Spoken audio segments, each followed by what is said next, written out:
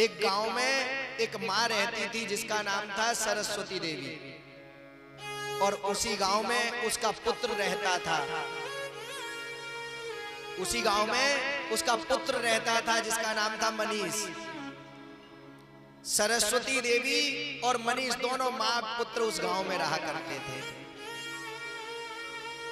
और जानते हैं वो मां अंधी थी। बड़े ध्यान से सुनिएगा, जो लोग ये सोचते हैं कि हमारा बेटा नाम कमा करके देगा, वो बड़े ध्यान से सुनिएगा। उस गांव में वो मां अंधी रहा करती थी और उसका पुत्र जब स्कूल जाया करता था तो उसके मित्र उसे चिढ़ाते थे, ए अंधी का बालक आ गया, अंधी का बालक आ गया, ए तेरी मां अंधी, तेरी मां अंधी।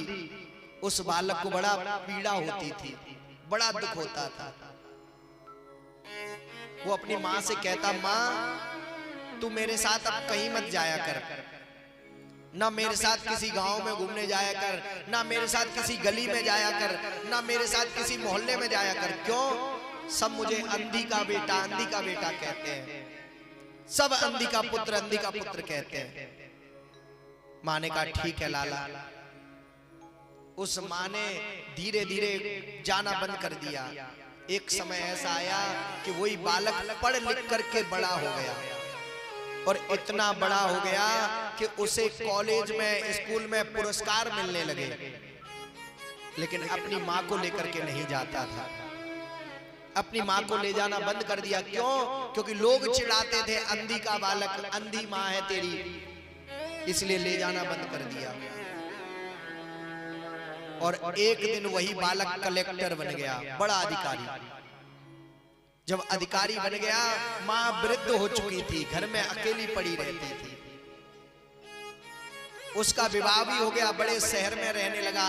एक दिन किसी से पूछ लिया कि भैया मुझे मेरे पुत्र के पास जाना है, कोई छोड़ देगा? बोले भैया आपका बेटा तो बहुत बड़ा कलेक्टर बन गया है, बहुत बड़ा अधिकारी बन गया है। बोले मुझे मेरे बेटे के पास ले जाओ, कोई भी, बड़ा एहसान होगा, बस वो मुझे देखेगा तो पहचान जाएगा। एक ने कहा कि ठीक है भैया, हम उसके द्वार तक छोड़ देंगे। एक बालक ने हाथ पकड़ा और उन मैया को ले गया और अपने बेटे के द्वार पर ले जाकर के छोड़ दिया। बेटा ऊपर बैठा हुआ था, देख रहा था कि मेरी माँ आ चुकी है, नीचे खड़ी है। देख लिया कि मेरी माँ आ चुकी है, अंधी है। अपने सैनिकों से जाकर के कह दिया कि अगर ये कुछ भी बोले कि इसका यहाँ बेटा रहता है तो बोल देना साहब घर में नहीं है, साहब घर में नहीं है, बस इतना बोल देना, जाओ। जब सैनिक पहुंचे हैं, वो मैया को धक्के मार करके बोले यहाँ कोई बेटा इटा नहीं रहता है, और जिनसे मिलने आई हो साहब है नहीं घर पे, भगा दिया।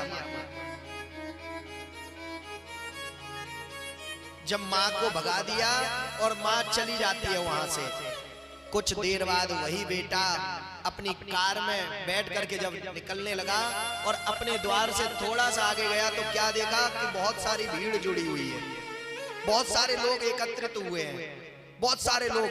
वहां भीड़ देखी तो बालक उतर करके गया, वो जो बड़ा अफसर था, देखा यहाँ भीड़ क्यों है, जाकर के देखा तो वो माँ मरी हुई पड़ी थी, एक्सीडेंट हो गया। क्यों? क्योंकि अंधी थी, देखा नहीं, और अंधी थी, एक्सीडेंट हो गया, पड़ी रह गई रोड पर। जब देखा उसने जाकर के तो क्या देखा कि मां पड़ी हुई है। अब क्या बोले, मां के हाथ में एक सफेद पर्ची देखी उसने। जब सफेद पर्ची देखी तो मां के हाथ से पर्ची उठाई और पढ़ने लगा। जब पढ़ने लगा तो उसमें क्या लिखा था, बेटा बचपन में तू जब छोटा था तो खेलते खेलते तेरी आंखों में सरिये धस गए थे। बचपन में तू जब छोटा था, खेलते खेलते तेरी आंखों में जब सरिये धस गए थे तो डॉक्टरों ने तुझे अंधा कर दिया। डॉक्टरों ने कह दिया था कि अब ये जीवन भर देख नहीं पाएगा। और बेटा जब